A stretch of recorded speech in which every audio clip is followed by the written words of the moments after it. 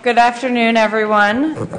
This is Alistair Isles, one of the faculty directors of the Berkeley Food Institute, and I'm going to read a welcome on his behalf.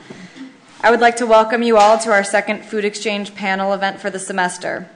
Today's topic focuses on the issue of open access to resources such as seeds and land in agri-food systems. We hope to have some provocative discussion to explore the frontiers of open access politics as a possible way of changing the increasingly dominant industrialized agri-food systems we live in now. Let me introduce the moderator for today. David Winnikoff is Associate Professor in the Department of Environmental Science, Policy and Management at the University of California, Berkeley, where he is also Director of the Berkeley Science, Technology, and Society Center. Professor Winnikoff holds degrees from Yale, Cambridge, and Harvard Law School, and is the author or co-author of over 40 publications.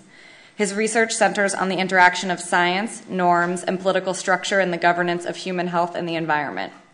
He is especially interested in alternative intellectual property arrangements in the life sciences and the politics of expertise in environmental regulation. In the food arena, he has published articles about GMOs in international trade law, organic indications in national comparative contexts, and the politics of science in international food safety law. Now over to you, David, to start.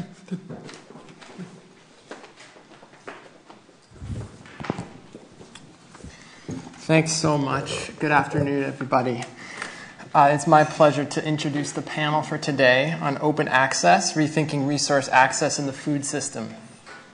In this panel, we'll explore the frontiers of open access regimes within the food system, using seeds and land as starting points from which to reassess resource ownership and property rights in agriculture. In recent years, open source licensing has emerged as a new approach to protect seed innovations of farmers and plant breeders and provide them with access to diversified germplasm. Like open source software, open source seeds would create a protected commons in which materials are freely available and widely exchanged, but are protected from appropriation by monopoly interests. Similarly, land has become the focus of redoubled efforts to facilitate open access to resources for food production. The Landless Workers Movement in Brazil is one prominent example. We'll be hearing about that. So today, the kinds of questions we want to ask are, what are the ways in which managing access to agricultural resources, whether plant genes or land, can promote the common good, and how might these ways change in different cultural and political contexts? And one of the challenges or points of interest is to see whether analogies across intellectual property and land hold up or what comes out. We're hoping that will be a generative conversation. Wendy Wolford is the Robert A. and Ruth E. Polson Professor at Cornell University in the Department of Development Sociology. She received her doctorate here in geography from UC Berkeley in 2001. Dr. Wolford's work addresses issues within and between the political economy of development, agrarian studies, social mobilization, land reform, and political ecologies of conservation. For over 15 years, she has worked with one of the most exciting and important grassroots social movements in Latin American history. And I won't try to pronounce the Spanish. In English, it is the Movement of Rural Landless Workers. Sample publications include the co-edited volume Governing Global Land Deals, the Role of the State in the Rush for Land, and the 2010 monograph This Land is Ours Now, Social Mobilization and the Meanings of Land in Brazil, published by Duke University Press. Our second speaker today, actually, he's going to go first, is Jack Kloppenberg, who is a professor in the Department of Community and Environmental Sociology at the University of Wisconsin-Madison. He is co-director of the Center for Integrated Agricultural Systems and director of the Greenhouse Residential Learning Community. He received his PhD from Cornell University. We'll start to see the virtuous circle between Cornell, Wisconsin, and Berkeley. He received his PhD from Cornell in 1985. Dr. Kloppenberg's research involves the study of and social impacts of biotechnology, the emergence of managed grazing networks in Wisconsin's dairy industry, and the global controversy over access to and control over genetic resources. In his work on the food shed, he has envisioned a sustainable food system founded on local regional food production, regional reinvestment of capital, local job creation, the strength of community institutions, and direct democratic participation in the local food economy. Key publications include the blockbuster book, 1988, First the Seed, The Political Economy of Plant Biotechnology, 1492 to 2000, which came out in a second edition in 2005, and the recent article, Seed Sovereignty, The Promise of Open Source Biology. So we've assigned our speakers the very difficult task of using only 10 minutes, plus or minus, to open their remarks, to get some points on the table, with the idea that we'll actually have an interactive conversation to flesh out themes across the two panelists. And we, of course, will then open it up to the larger group for further conversation. So without further ado, Professor Kloppenberg.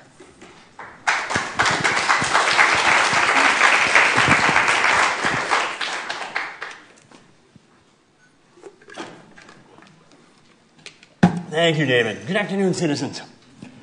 Thank you for coming in today to hear us on this lovely day to explore open access resources.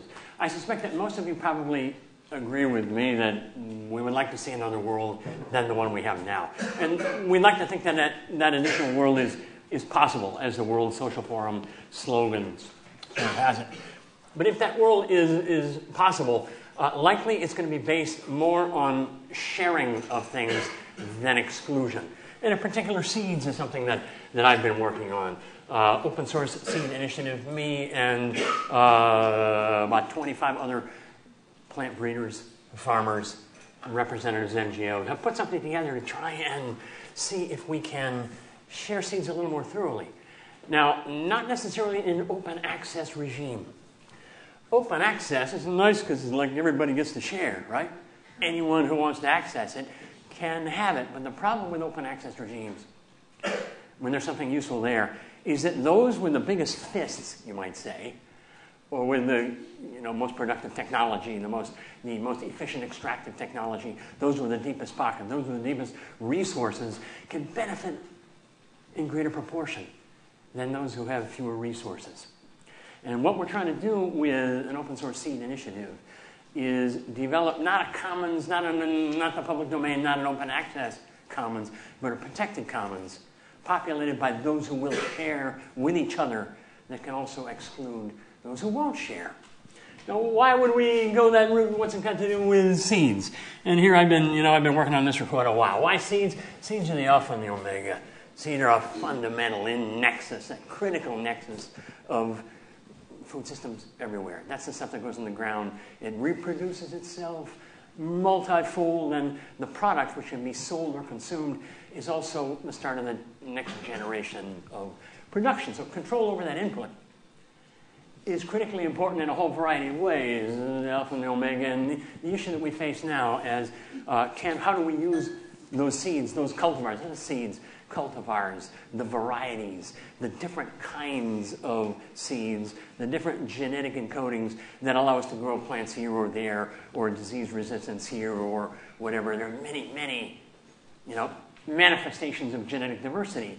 And as we face an increasingly unequal planet, a planet that is more unstable ecologically, environmentally, as we face climate change, in which we're going to need to grow crops in places that they don't grow now, with new disease challenges, who's going to make those decisions about what kind of varieties, what kind of cultivars, what kind of seeds get planted where, by whom? Is it going to be on the basis of the market and a narrow set of corporate decision makers sitting in laboratories or corporate boardrooms deciding on this? It goes way back to 1979 when I first started on this stuff. DNA is the trunk of the money tree. Is going to be a narrow set of people making a narrow set of decisions on a narrow basis of the market, or is it going to be decisions being made as to what kind of varieties get developed and what kind of seeds get planted where by a larger set of people interested in the public interest, which includes farmers and public plant breeders and a wider variety of people, democratic participation? Now, seeds, genetic resources, germplasm, have for many thousands of years been an open access resource, developed not by the breeders that we see around us all today, and my colleagues at the University of Wisconsin, but by farmers like these, traditional peoples, native peoples, transforming teosinte into corn, and farmers in the United States, in Europe, following the tradition of native peoples and developing themselves, crossing, selecting, producing the genetic base for what we find now, which has been largely developed and largely taken over by a corporate structure that is interested in monoculture and making as much money off corn and soybeans and not much more. Cotton, corn, soybeans, commercial crops. And the foundation and the use of those genetic materials, which started with farmers, and farmers in cooperation as scientific plant breeding developed, plant breeders in our public system in the Agricultural Research Service at Berkeley, at Davis, at the University of Wisconsin, the University of Missouri, public breeders with a public interest in mind, serving farmers and what they conceive to be a larger public good, has largely been transformed, especially over the last 50 years, and especially in the last 20 years, into a very highly concentrated private structure in which really there are only 5 companies that have both the tools and the techniques and the breeders to produce new varieties. Monsanto, Syngenta, DuPont, Bayer, and who am I leaving out? Dow. Producing what? Herbicide-resistant, Roundup-ready, yield guard, a narrow set of companies with a narrow set of breeders, with a narrow set of breeding objectives in mind, producing a narrow set of crops with a narrow set of traits for a narrow set of farmers.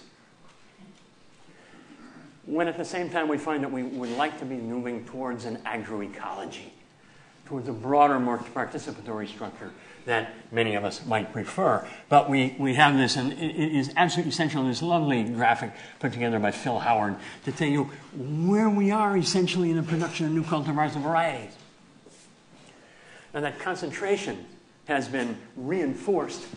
That monopoly, that emerging oligopoly monopoly, is reinforced by a set of legal relations, which are called intellectual property rights, starting with the Plant Variety Protection Act. We're going to patents here. And the problem with a patent is that PVPA, with the Plant Variety Protection, you can still breed. You can't lock up the germplasm, though it's lock-upable anyway.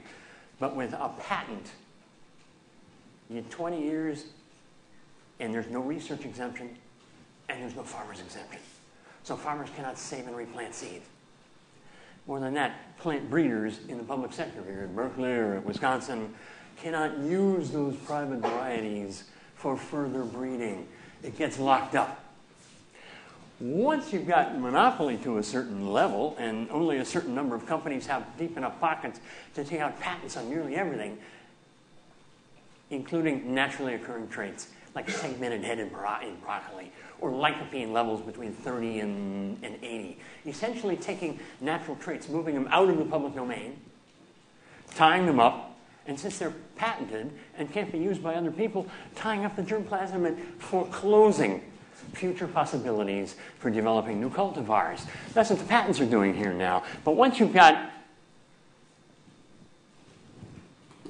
oligopoly and monopoly to a certain place, once farmers have nowhere to go but to those 5 companies, you don't even need IPR anymore to enforce compliance by farmers.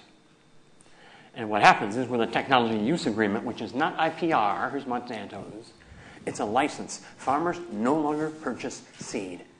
They license seed. They license a one-time use. You got nowhere to go, you say, well, I got to have seed. Well, that's fine.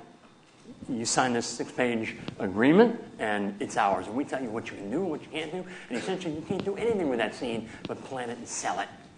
This is moving into, at this point, vegetable crops as well, as we get. And what happens is a dying breed, this is an article that came out in Nature like 5 years ago, talking about the loss of public breeding capacity, which is to say the loss of alternatives.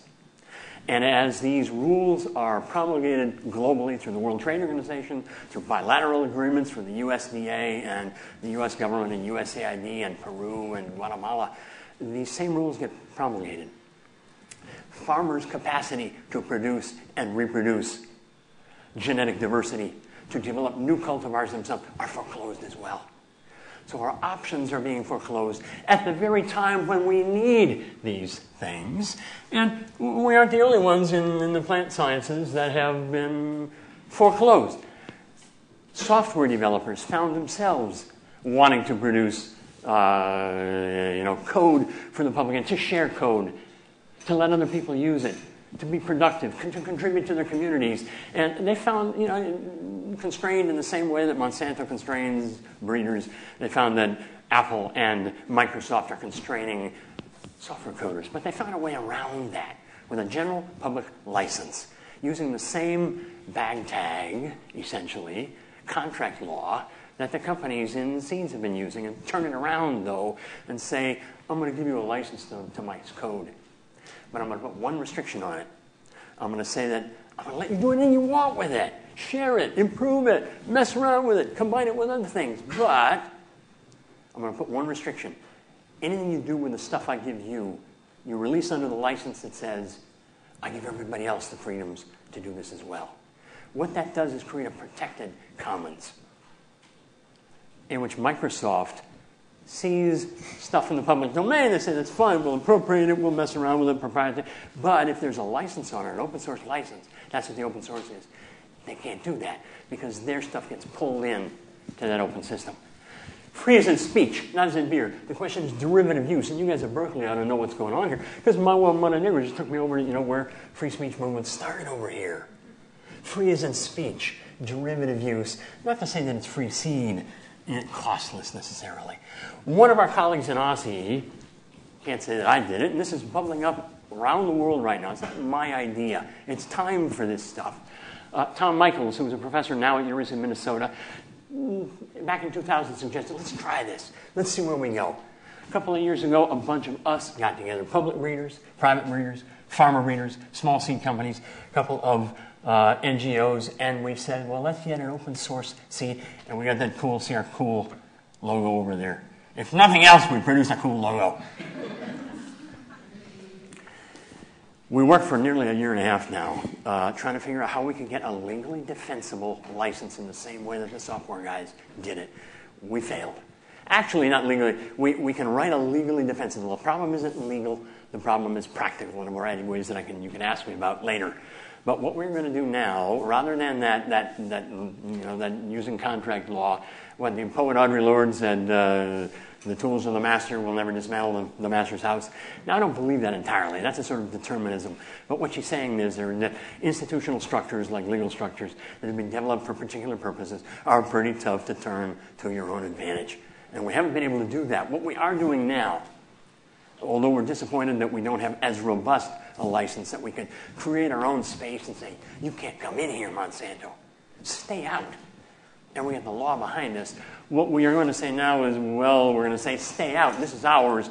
But it's going to be a declaration and a commitment, an ethical commitment. We're moving into the moral economy, into education and outreach, rather than, and we don't want to be policemen anyway. We spent a long time, too long, trying to figure out how we're going to stop other people from doing things. And we're going to turn that around now and say we're opening it up. We are going to produce and here's my colleague at Wisconsin, Erwin Goldman. He's got a set of carrots that he's going to release. Jonathan Sparrow's got sweet corn. He's a farmer breeder. Frank Morton's got lettuce. We got spelt. We got broccoli coming out. We are on April 17th, which is International Day of Struggle in Defense of Farmer Seeds. We're going to cooperate with a whole range of organizations around the world. And we hope in front of Monsanto's research operation in medicine, are going to release those lines with an open source seed commitment and mail out the seeds with our cool logo and the commitment, which we've boiled down to 2 paragraphs on the back, to a variety of luminaries, and hook more closely rather than trying to, as I said, be policemen and prevent theft, you might say. We're going to join with Via Campesina and a variety of organizations in favor of food sovereignty and agroecology. It will fit much better into what is, in fact, a growing movement for constructive social and ecological and agricultural change around the world. Thank you. I know these ideas are kind of complex, but you have to elaborate on these things. Thank you for listening.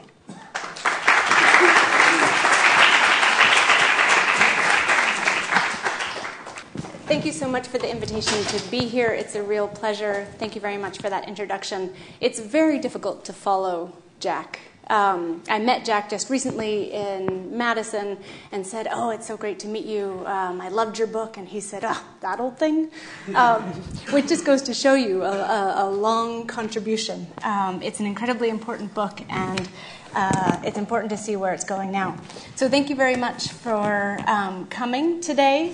I want to say a few words just to set the stage for thinking about property or access and property in relation to land. And I know we're going to have more time to talk, so I might shorten some of my comments here. This is a timely moment to be thinking about access in relation to land. From the Occupy movement to Via Campesina to what we call the global land grab, everyone seems to want a little piece.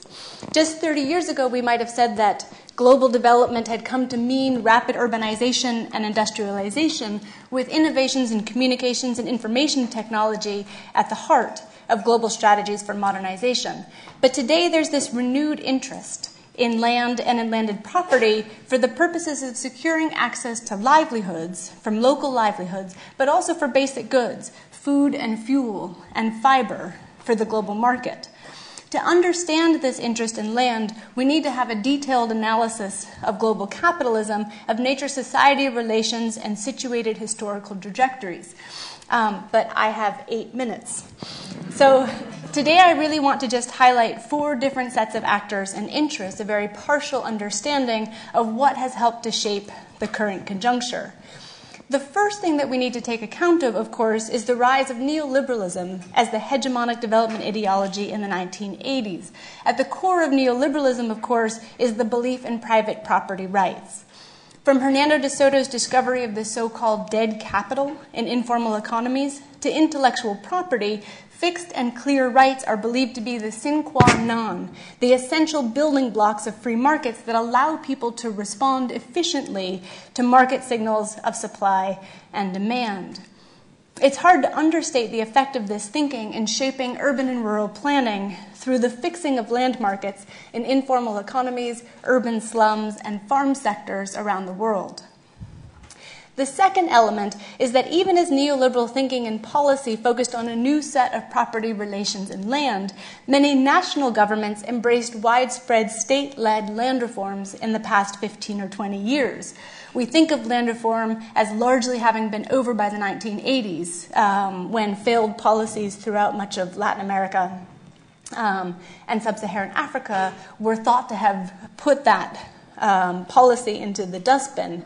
But now, in the past 15 or 20 years, there have been policies to make redress for past state programs now seen as wrong.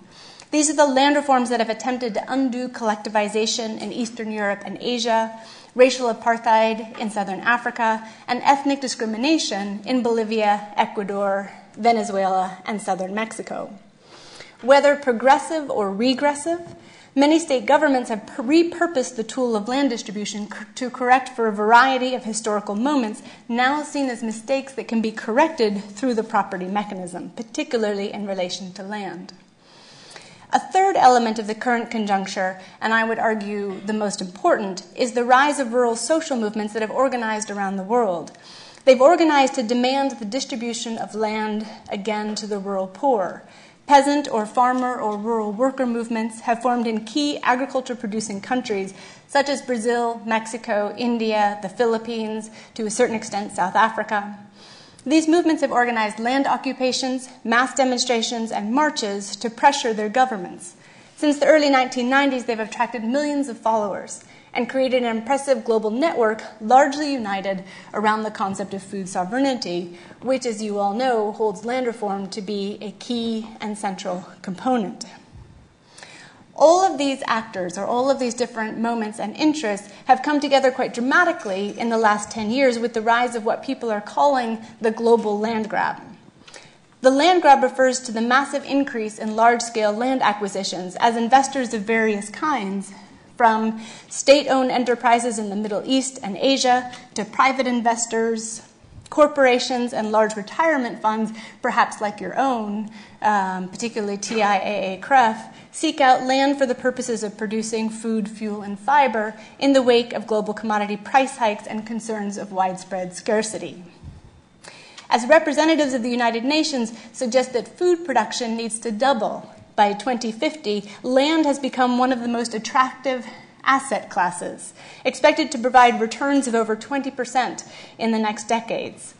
In just the past 5 years, conservative estimates suggest that the average amount of land exchanging hands per year has gone up more than 20 times over the average annual amount of land for the preceding 40 years. And that's actually what this was. This is charting the rise in media reports about large-scale land acquisitions and charting that vis-a-vis the price hikes for key commodity crops.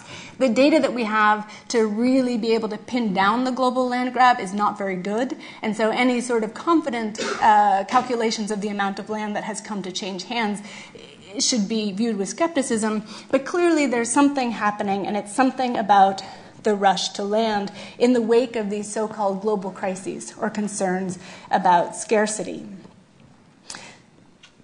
The rush to acquire land is predicated on what people are calling quote-unquote high yield gaps, or inequalities between the potential to produce high yields that are as yet unmatched by the productive capacity of local farmers. In response to these so-called land grabs, everyone, all of the actors that I just mentioned, everyone's talking about titles, about property. Development organizations from multilateral UN agencies to humanitarian NGOs like CARE, Oxfam, and ActionAid have rushed in to help communities defend their rights to land, so individual or community rights to land, and so the fight is on to provide property to aid households in fighting dispossession. Okay, I'm sorry, my slides were clearly all messed up here. Oxfam and ActionAid and CARE USA in their campaigns to try to fight land grabs by providing title, and then moving back the high yield gaps that are calculated to be the basis of the large-scale land acquisitions or the global land grab, where capital is flowing into those places that have the potential to produce high yields where production has not actually met that capacity yet. And so here you can see the calculation for yield gaps in wheat. The geography of this is not entirely certain yet, but it's very clear that the breadbasket is considered to be sub-Saharan Africa. The fight for the future of the global food system will probably take place in sub-Saharan Africa. So that's the context. And in the, I'm going to say, 5 or 6 minutes that I have left, I actually have to make my point. In brief, I want to argue that the focus on property obscures the more fundamental issue, which is access to labor. When you begin to interrogate the property form, the limits of the concept quickly become clear. There are very different actors talking about property and property rights now, and on the surface they seem to be talking about the same thing, access to land. But they're talking about very different things because property is not necessarily about ownership, it's about the regulation of and control over labor. In political economy, I think we've come to fetishize the property form because our focus on primitive accumulation as the original and enduring sin has led to a focus on privatization, which is the ownership aspect of the process. We focus less on alienation, which is the piece that deals with labor. In this, the specific nature of land further obscures the difference between labor and ownership because land itself labors. Ultimately, the different actors described above may use the same language to talk about property, but they have very different understandings of how labor should be organized and who should receive the value produced through labor.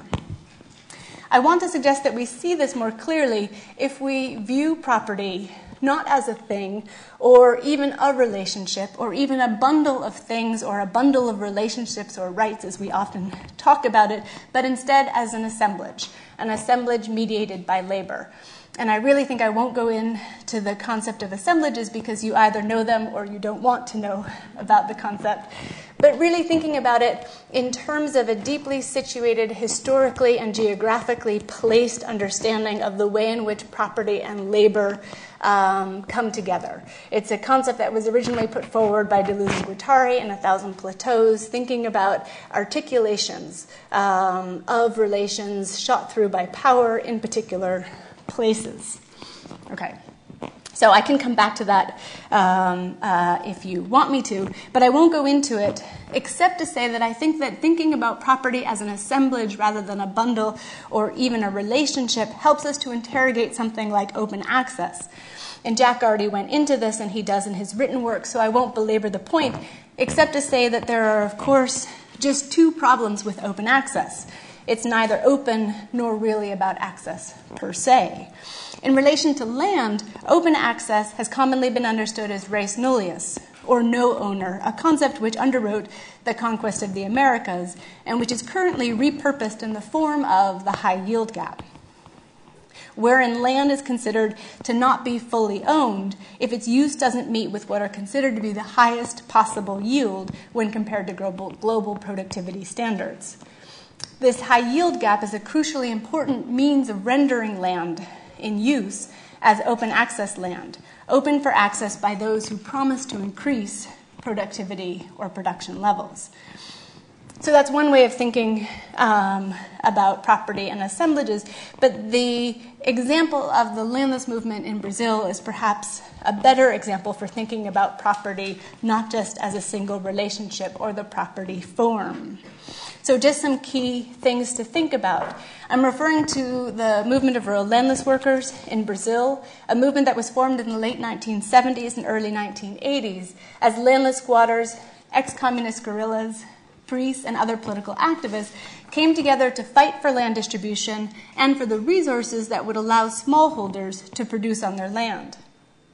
The most visible tactic that the movement undertakes, and this has been true since its formation officially in 1984, the most visible tactic that the movement takes is the land occupation, wherein activists organize recruits to occupy land that is not fulfilling what is now a constitutional provision that land ought to serve a social function either through production or through employment. Once recruits occupy a property, they squat there to pressure the government to expropriate and to distribute the land.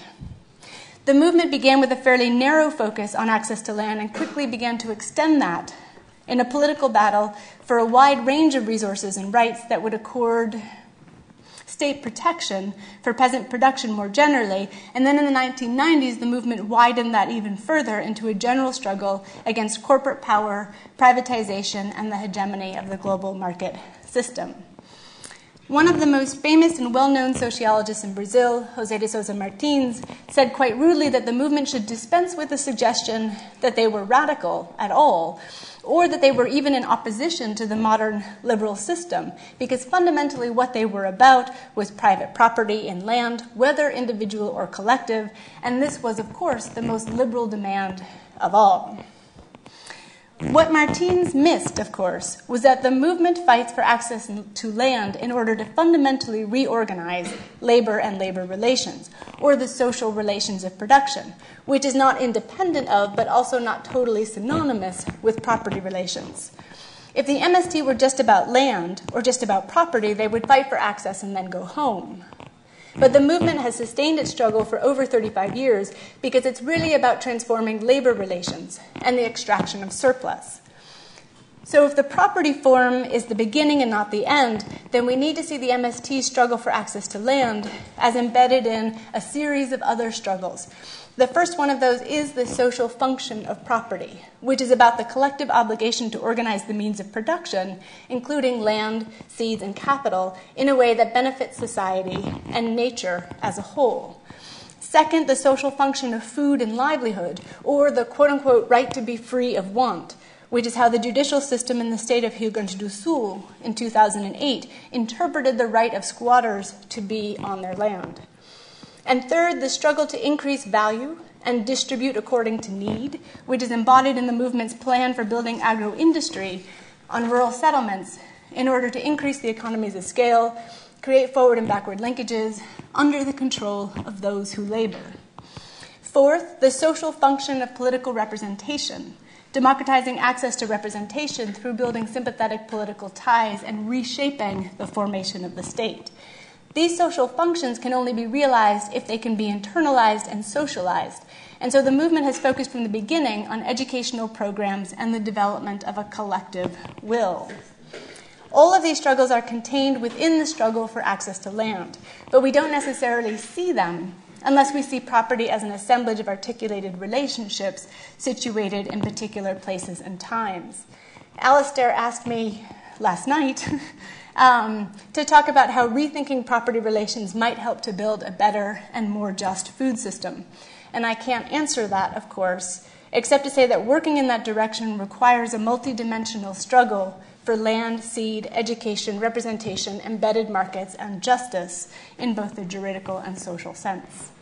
Thank you.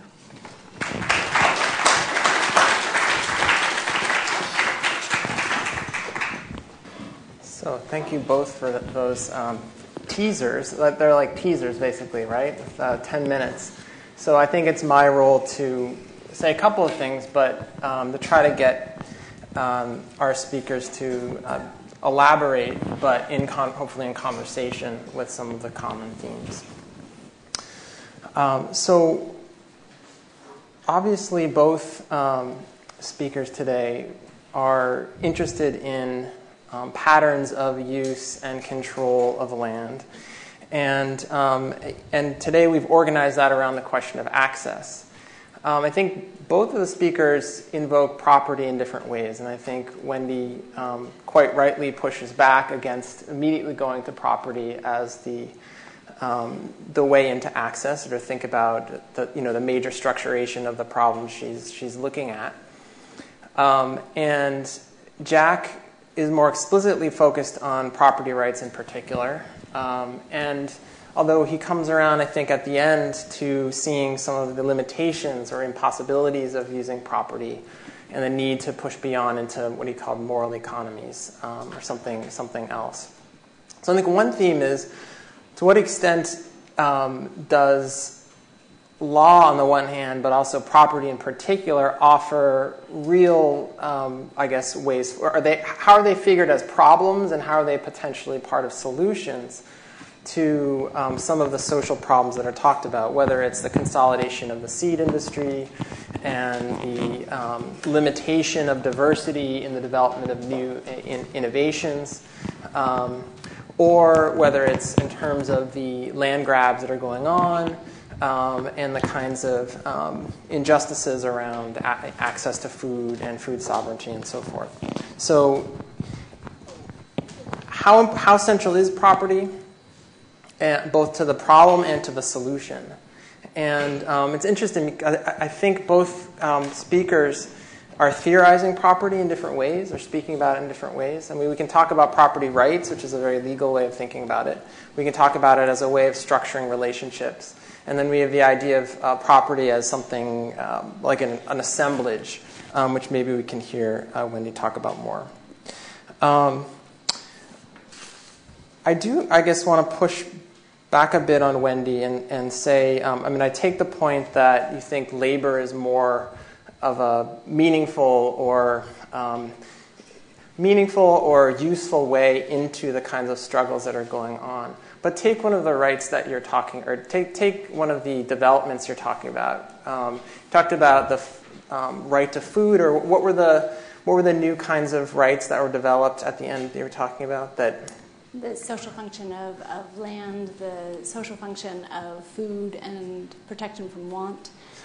Protection from want. So these are constitutional ideas, or these are what kind? The latter comes from human rights, and the judge in that particular case was drawing from the body of law in human rights to apply it to a case of people being persecuted in a squatter camp. So, even in that case, though, the court is invoking a non-proprietary idea, but as against a property right? So in a sense, the non-proprietary idea is being enforced against an existing property right. And I guess from a legal perspective, I would say that's actually a revision of the property regime, in a sense, that property regime is now qualified by a particular kind of social right to food. And so, like in U.S. law around use of land, there is a squatter's right too, which is one of these areas of law where if folks take over an area and stay there long enough and aren't interfered with, it becomes their right. And it's a way of it actually qualifies a private property right. So and I guess one question would be, do you really think that property is not central and important per se, or do you think that the way it's been talked about, the way it's being used, there's an overemphasis on it? Is it that it's too associated with Marxian theory of accumulation and these sorts of things, or I don't know. I was just interested in that, and maybe that's one thing you can talk about. Jack, one thing that I was interested to hear more about was, and you sort of alluded to it, and we didn't have time, was there was a lot of excitement about the open access idea, and some of the legal details, in fact, of these licenses that were suddenly doing creative things and opening up these spaces, and not only creating a commons, but it was, it was protecting the commons against the big appropriators, which we know in IP is a problem. That in some ways IP can just serve to reinforce monopolistic kinds of power. And I was right there with you. And then at some point you flipped over and you said, it's too hard. It didn't work out. From a legal point of view, it wasn't going to work. And so you switched over into the moral economy. And I was sort of, as a lawyer, I was like, oh, God, it's too bad that we had to do that, and that the law can't be useful for you in this endeavor. And so I wondered if we could, at some point, and I'm going to let you guys sort of follow on your comments so you can elaborate on what you sketched out already, is what happened, and do we really have to let go of the law per se and licenses and just move to the kind of moral movement type stuff that can be extremely powerful and is important, but doesn't use some of the interesting tools that you laid out in the beginning part of your presentation. So maybe I'll stop there and let you guys respond or not, but a chance to follow up a little bit more on your presentation, and then we can continue to throw around a few ideas. Do you want to go in the order that you... Yeah, sure.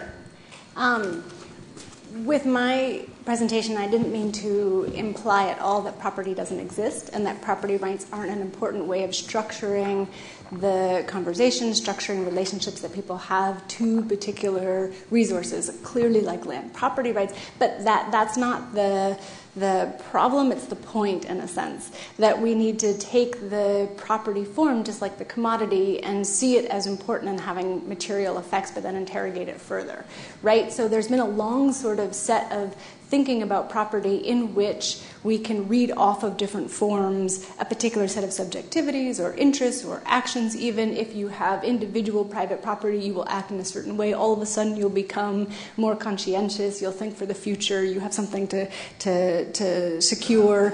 And collective property, that if you have some kind of collective organization and organize your land in a collective, etc., that too will engender certain kinds of subjectivities or certain kinds of notions of obligation.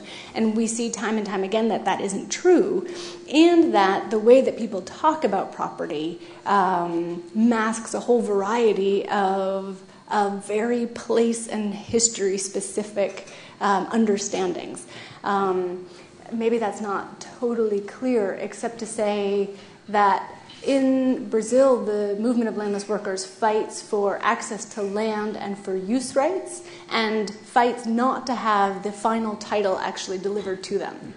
And the reason for that is that title protects people in some cases where title is traditionally not given to discriminated groups or to minority groups. Then title might very well be, in those cases, a way of protecting your access, right?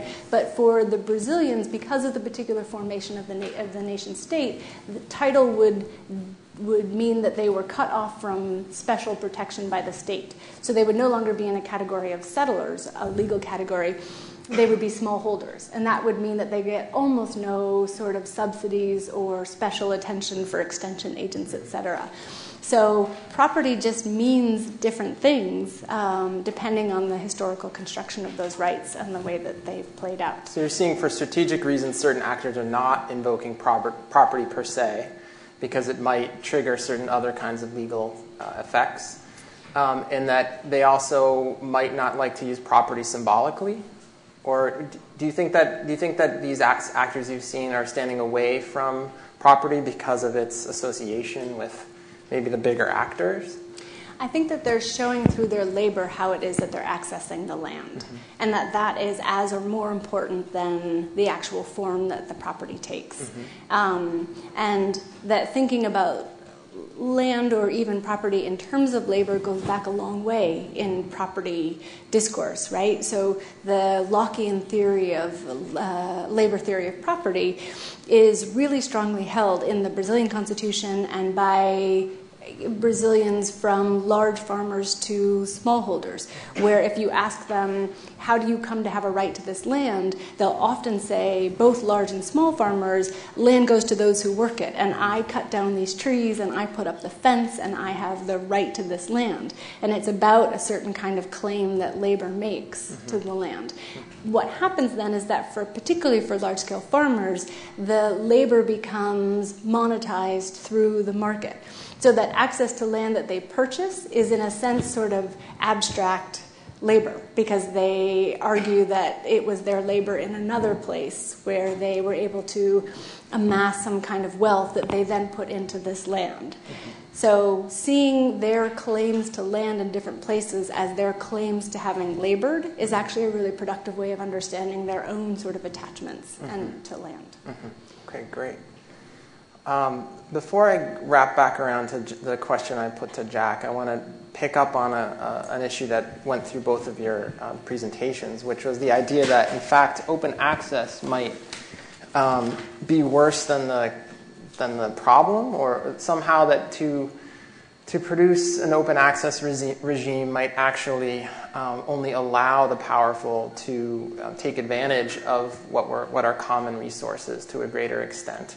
And I think, in the legal world, Madhavi Sundar has talked about the romance of the commons. So the commons being this a public domain, this idea, at least in IP law, that left-leaning IP scholars really loved to sort of combat what they saw as the encroachment of IP, that we need to just create a public domain, and this will create the conditions of justice.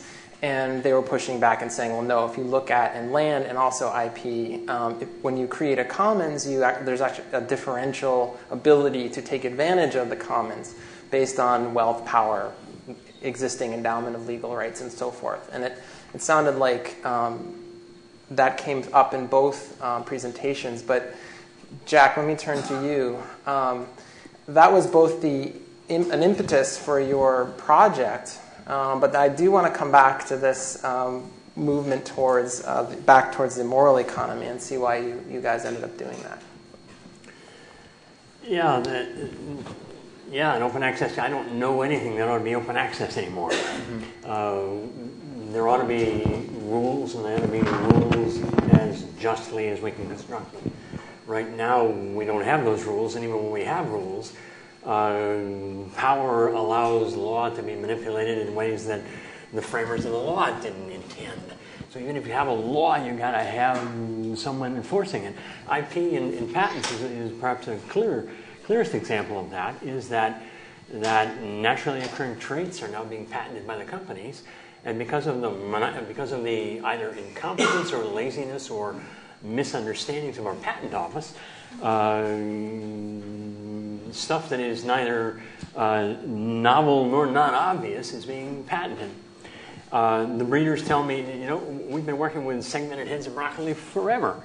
They're out there, and yet they're being patented right now.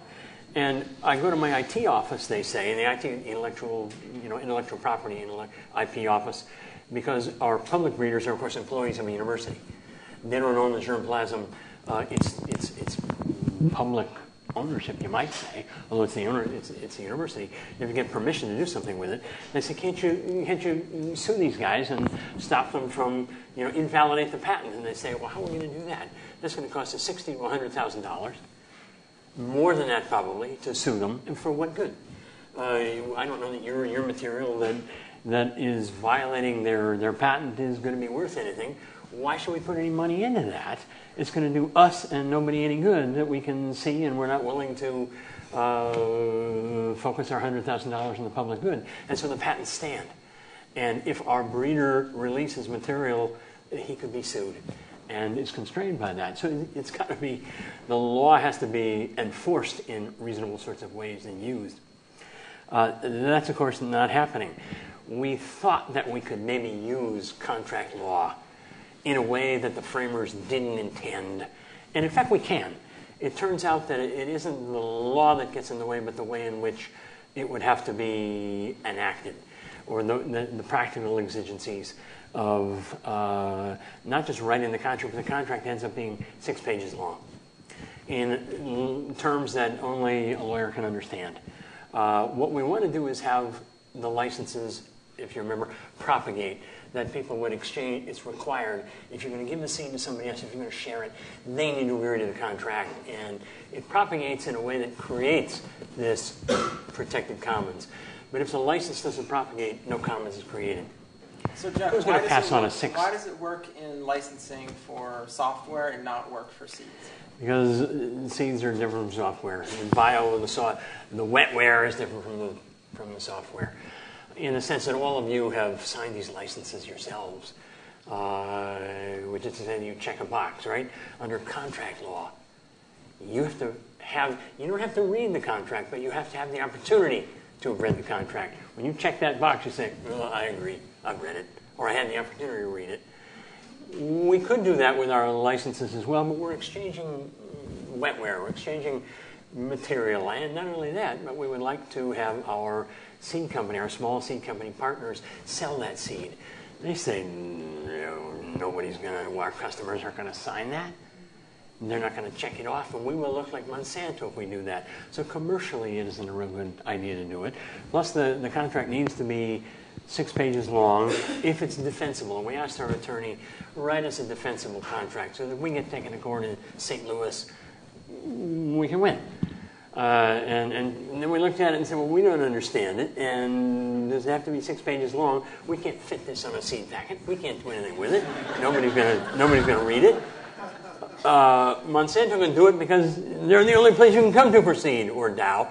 And so and farmers buy big bags of seed and so on. It doesn't work. And we said, can we reduce it?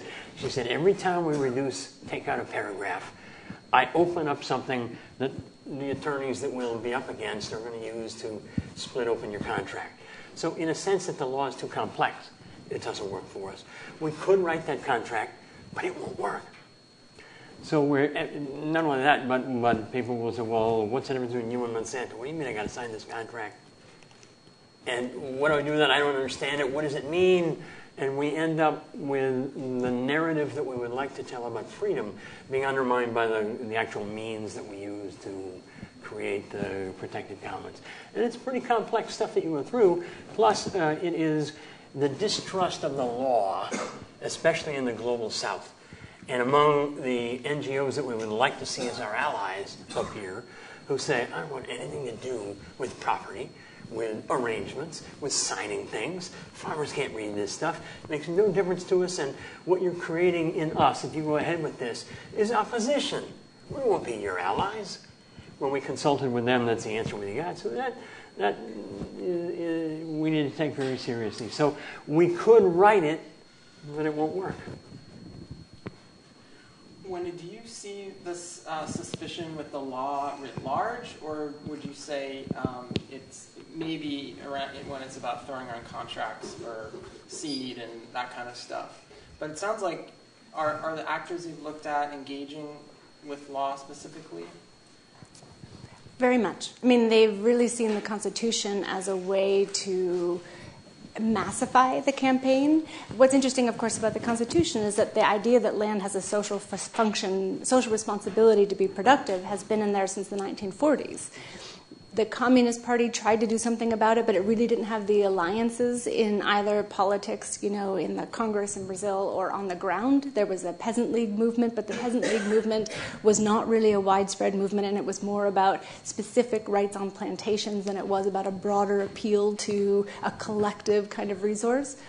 So you have something on the books that doesn't actually become viable in the hands of actors in this kind of struggle until there's a much broader sort of Gramscian kind of set of alliances, a new way of thinking about land and property. And that's built through this incredibly intense struggle that doesn't always surface, in a sense. So people often talk about this movement as sort of peaking and then going, but they don't see all the work that's happening maybe underneath the kind of sensationalist media presence that happens with large-scale land occupations and that kind of thing. But the movement from 1977, 78, when the military government is starting to withdraw, and they're really starting to think about rights and the potential for access to land and the way in which they want to rethink labor on the land. From that moment until the mid-1990s, the movement didn't really have a large following. And it isn't until there are several conjunctural things, but one of them happens to be 2 massacres that take place, and there is a sort of outwelling of support for the movement. But the movement is only able to take advantage of this particular opening because it's done all of this work, making networks and alliances externally and explaining to people on the ground what reorganizing their labor has the potential to do for them. So there's all this grassroots work that enables the movement to become a political player at this moment in the 1990s. And this point about the suspicion of the law, even as they're trying to be a very law-abiding, in a sense, rethink the Constitution, but they're rethinking the Constitution not in a reformist way, but in a kind of democracy as we've not really ever thought about democracy before, and this is what it would look like if it were truly democratic. I don't know, it's kind of a Leclau and Mouffe re-signifying of democracy.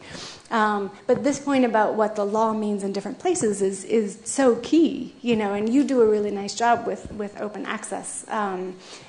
And the difficulty that what seems to be very straightforward has in a place like Brazil or in other places where there is this, in specific places even, where it's different in southern Brazil from northeastern Brazil, you know, has a very specific relationship where judges have always been on the side of the large landowners. And even when there was a body of law that could attend to smallholder and sort of a social justice, it more often went to the civil code or statutory law, which really protected private property rights. So there's a great saying in Brazil, for my friends anything, for my enemies the law. All right. So you know, we face this tactical and strategic question here that the law isn't on your side. And so the answer is to change the law, right? But that's a big structural issue that whether it's in Brazil or the U.S., we're not going to get patent law changed tomorrow. That would be great. If we could just back off patent law some, you'd solve a good many problems. But doing that is just not on right now, given the particular, in conjunction of social forces and so on. It just isn't there. So what we tried to do in finding this little niche here is to get around the law, using the law to get around it, and to cut our own deal on the side, you might say, to create a new space. And that's why open source appears to be so popular in so many places right now. It's something around all the blockages. What we found is that we're back to, in a sense, square one. It's frustration with, at least in genetic resources, all the treaties and the rules and the laws and the WTO and the enhancement of, UPOV 91 and globally, and all the laws that the U.S. military in Iraq puts in place, of all things to put patent rights in place. The detail, the fine-grained detail that is being, distributed worldwide by U.S. power and not just the U.S., is really quite substantial and hard to get around. So you find a little place to get around it, but we find that it doesn't work. So what we're back to again is, we organizing and conscientizing and using free seed license commitment. It isn't a license anymore. Free seed commitment to raise awareness. And we're back to what we were doing before, in hopes that these small sorts of changes and education redound to some kind of larger structural change. And it already is. I mean, it's really exciting. Farmer-to-farmer seed exchanges, grassroots seed banks. I think it's clearly part of a moment and a movement. We just have to keep the lawyers out of it. Okay, can we go to the audience now and see folks have a comment or a question. Sure. Well, thanks for a very stimulating discussion so far. That was great. I was just finished teaching my political economy of food and agriculture class last week, and we talked a lot about seeds. We talked a lot about GMOs. We talked a lot about land reform. We talked a lot about land grabs, and now I'm thinking, God, I could have put it together in that way. So anyways, that's interesting. Anyways, I'm really intrigued by Wendy's provocation that the labor relation counts. Because the way I think about it, and the way I want to go back to the initial prompt that you raised, David, about how and why we should bring seeds and land together. And the way I think about it is like, okay, how are seeds and land valuable? Because they're not intrinsically valuable. Like a seed is, a material. Land is material. So what makes them valuable? And what makes a seed valuable in terms of what can be sold in the market is a lot of labor, but it's a lot of intellectual labor. It's all the knowledge, as Jack pointed out, all the knowledge that goes into the seed that makes it valuable, which is quite different than what makes a piece of land valuable, which is indeed the labor that goes into the productivity of land. So I think there's something there about what kind of labor goes into these two different entities that probably bears on this question of what a politics around access might look like and what are the possibilities. I don't know, because that's as far as I got in my thinking, but it's something to think about. Do you want us to take a few, or do you want to answer that, Jack? I think so. Yeah, seeds are a product of labor, and different kinds of labor. Intellectual labor power on the part of farmers who, in the global south, continuously, many thousands are producing and reproducing the stuff, and that's not valued. And the asymmetry was that the labor power of commoditized breeders and employed breeders in the companies was being valued, whereas the raw germplasm was not. How to value that stuff is still a complicated issue, and breeders are adding value. But so are farmers, and where do we go with that? The fundamental problematic that it doesn't solve everything, but what is the derivative use and the right to continue to use? That's what the patenting short circuits and pulls that capacity to use and reuse away from everyone else. So it's another kind of hiving off of a particular sort of labor power, which is ultimately what gives the GMOs or anything else their value. And it's that right to reuse that we could change to do research on. And even with the Plant Variety Protection Act now, Monsanto is arguing it says research in there. Plant breeding is not research. And they may even shut off PVPA, which is a sort of patenting light, through and we keep coming back for me, not only labor, but to concentrations of power as monopoly and massive concentrations of capital, which end up being cultural power and political power and legal power and everything else, which ultimately is what's driving a whole range of things and determining whose labor can be valued and whose can't. Just really quickly, what you reminded me was to say something about differentiation in contract farming, where I think probably the biggest example, or maybe one of the best examples of the importance of thinking about labor in terms of property is right now the big idea for smallholders is that they can stay on their land, they can have access to some land, but they'll be incorporated into the market and into sort of high-value, large-scale production schemes, agribusiness, some of the key commodity crops for export through contracts. So it's all about outgrowers. I mean, if you talk to people in the growth corridors in sub-Saharan Africa, it's going to be Cargill, it's going to be the big producers, the big processors and distributors, but the smallholders will have a role to play. They'll stay on some land. It might not be their original land. It certainly won't be large extenses of land, as may have been the case for pastoralists or different kinds of communities, but they'll have access to some piece of land, but really they'll be selling their labor in the form of these articulated or pre-signed contracts for some of the big distributors. So there we have this long literature in contract farming about, are you actually a smallholder or are you just a proletariat on your own land? And it depends on the mechanism of surplus extraction, right?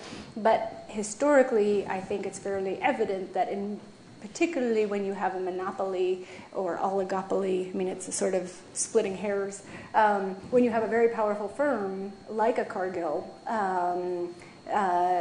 calling the shots and making the contracts, it's very unlikely that you're going to be in real control of your own labor power in that contract.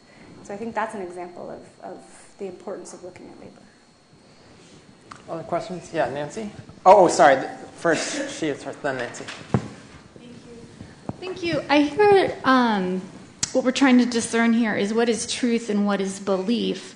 And I'd just like to say, on both of these talks, you're talking about what I feel is scarcity. And the first talk, is knowledge really scarce? No, it's abundant. We can get it anywhere, and that's where it should be. That is not an actual scarce thing, and it shouldn't be siloed. And I hear that, and I hear you're like, but then we're struggling against the reality of this moment in human history in which we have a scarcity model called the dollar system, which places things in artificial scarcity and gives people artificial power. And so to what you're saying about production, too, I really liked that some of your tenets towards the later of your talk was discussing that, you know, what is production and that it does value earth healing. You know, are we creating clean water on here in addition to serving all of Earth's inhabitants? And so I guess what I want to say to you is, you know, Iceland refused to pay the banks back. You know, set up that organization that wanted to use that broccoli strain and refused to pay. Like, you know, because there's the truth that all this myth and, you know, the fear, I think, gets into money and laws a lot of times from acting from what is true for us on this planet. I don't know if you need a comment. Thank you. I think we'll take one more comment as well, just because cognizant of running out of time. Can I comment on that? Yeah, sure. At least in the U.S., you know, resistance has been performed by a lot of farmers. And again, the concentrations of power allow Monsanto to come after people and take their money in their farm and essentially ruin them. And it's tough to be resistant because there are things to be lost quite clearly. And probably that's the same thing in Brazil as well, where you got a military and so on. When we talk about, yes, there's plenty of knowledge out there that could be shared, especially in the Global South among farmers who are breeding all the time and would like to exchange seeds. And it isn't even IPR law or the treaties that get signed or the bilateral agreements. It's simple things such as phytosanitary regulations that are actually the sort of first cut through preventing farmers from exchanging seeds. Phytosanitary, you've got to be registered to sell seed to your neighbor or to exchange seed with your neighbor. And it's got to be clean. And you can't sell seed to anyone else without being registered. And if you're a cooperative, you've got to... All of these things are way more than many farmers can achieve. And we haven't really talked about the role of the state that much in this. But there are a whole range of regulations and legal arrangements that are being spread worldwide, sometimes with good intentions, sometimes with not so good intentions, that prevent people from using that creativity and sharing that creativity. And the excitement about open source is exactly what you're talking about. Let it go. Let it free seed, and the only restriction you put on it is that if you won't share, you can't be part of our club. That's the appeal, and alas, I wish we had something really more concrete to say that it's going to work. Part of that is because, at least with the written word, copyright gives you ownership. There's no equivalent in copyright to a copyright in biology. Although ATCGCAT, you know, the base pairs are, in some senses, copyrightable. Can I say something really quickly? Yeah. Just because it amazes me how strong and recurrent the Malthusian specter of scarcity really is. Which isn't to say there isn't scarcity. It's not to say that we're not totally screwing up the Earth's environment and that there aren't huge concerns about environmental issues going forward. But just to say, if you think about the global food crisis and variable prices, spikes in prices, the immediate response is we need to double food production. Clearly we have a scarcity of food. Rather than saying who's actually hungry and how can those people be helped to be less hungry. So the response to we need to double food production is in part the global land grab. So if we need to double food production, then we need to get our hands on some land pretty quickly. We need to intensify production. Sustainable intensification is all the rage.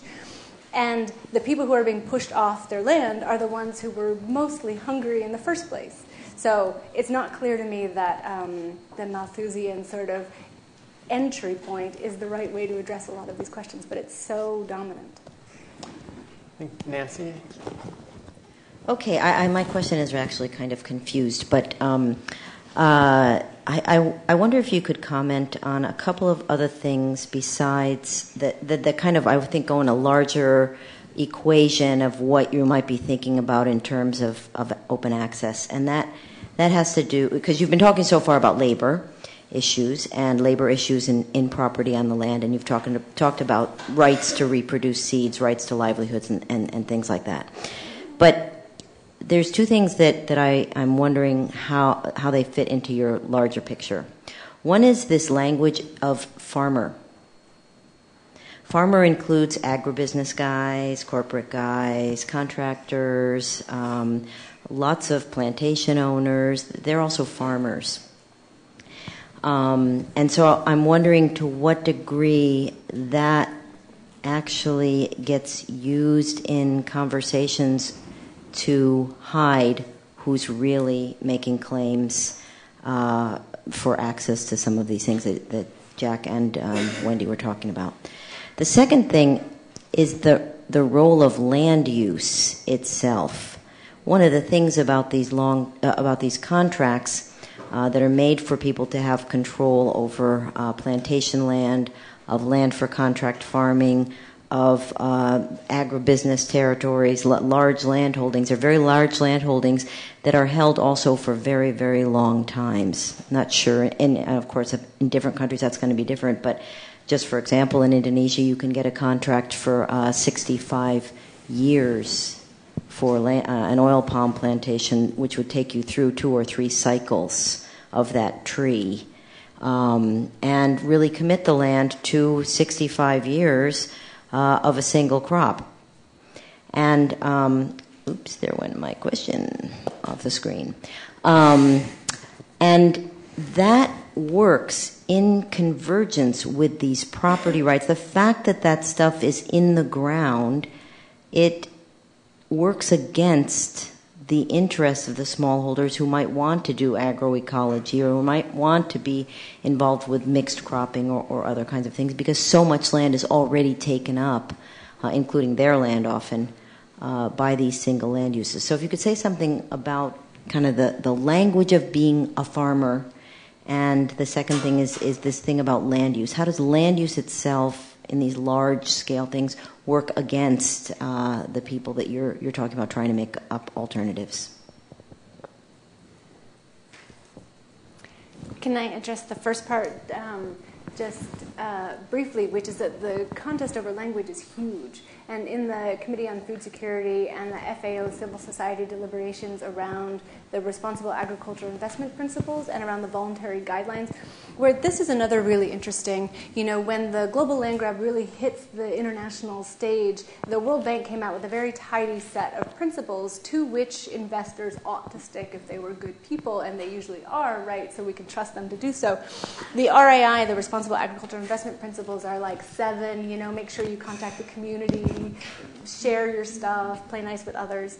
And these seem fairly reasonable. If everybody did these things, it probably would be a good thing. And civil society, the social movements that really were the ones who were bringing the land dispossessions to the attention of the media, went ballistic and said, none of these have any currency because you haven't gone through any kind of civil society process of determining what would be the important aspects of the investor-community relationship.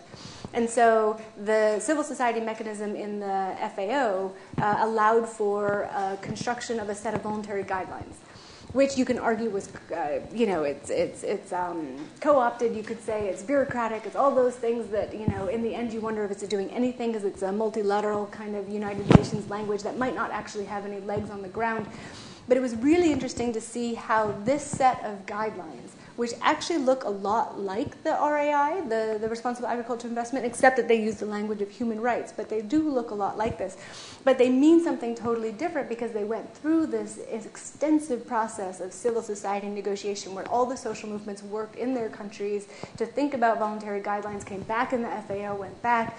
And so they look very similar, but they mean something really different. The RAI will make you no friends, except at the ag business conferences, whereas the voluntary guidelines is the beginning of a conversation with civil society actors. So language in that process has been really important.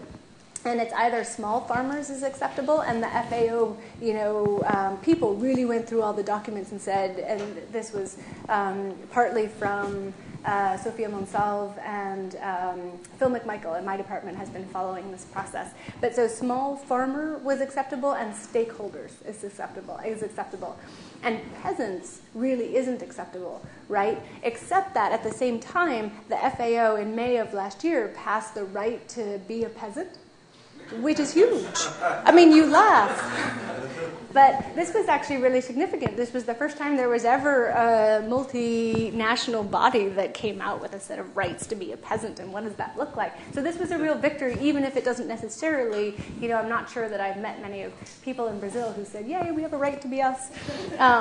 But it's something significant and shows the kind of fractured political identities within the FAO, which is a mess, But language is key.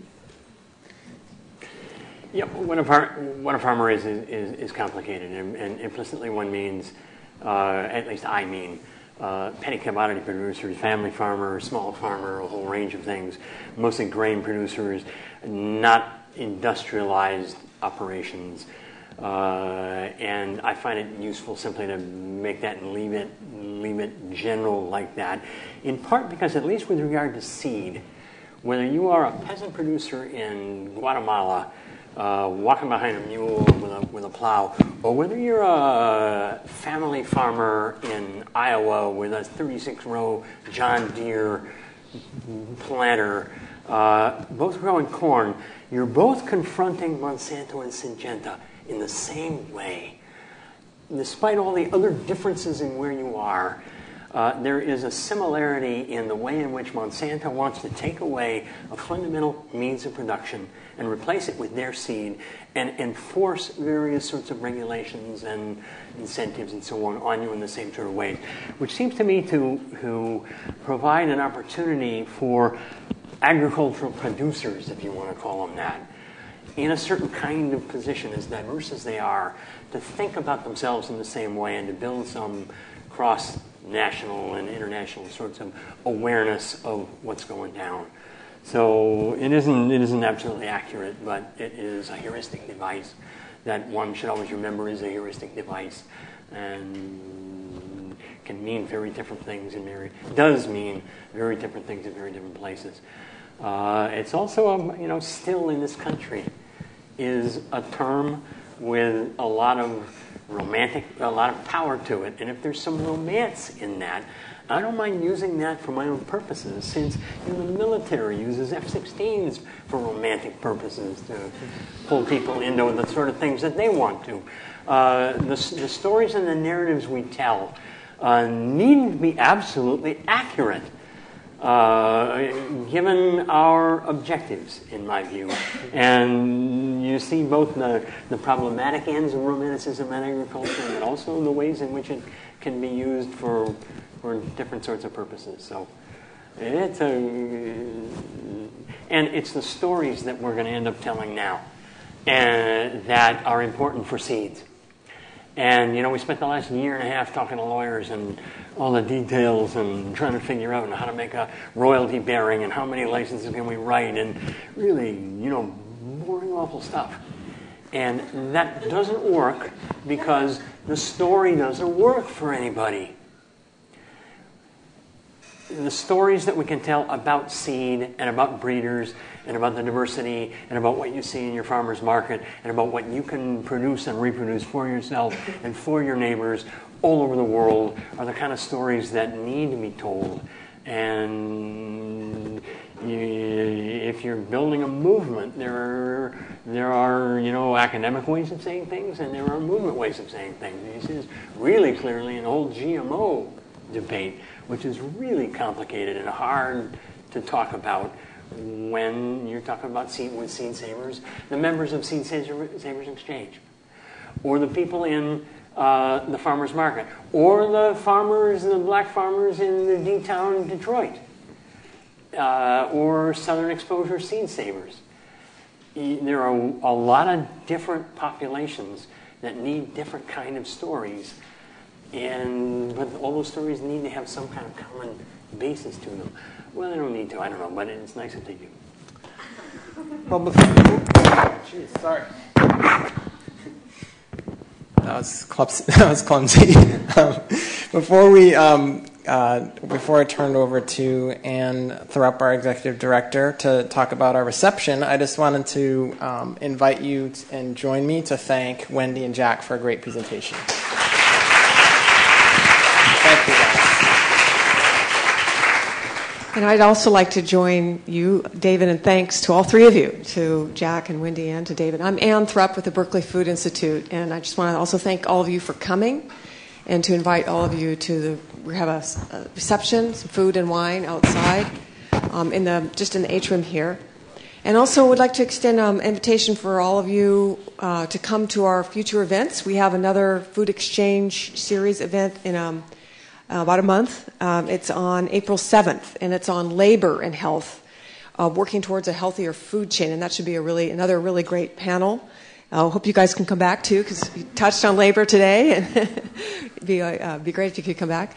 And then following that, also in May, we have several events as well. So keep in touch. If you're not on our mailing list, you can get on our mailing list by signing up. The information's out in the atrium as well. So thank you all again for coming, and thank you to Wendy and Jack and David for a very interesting questions.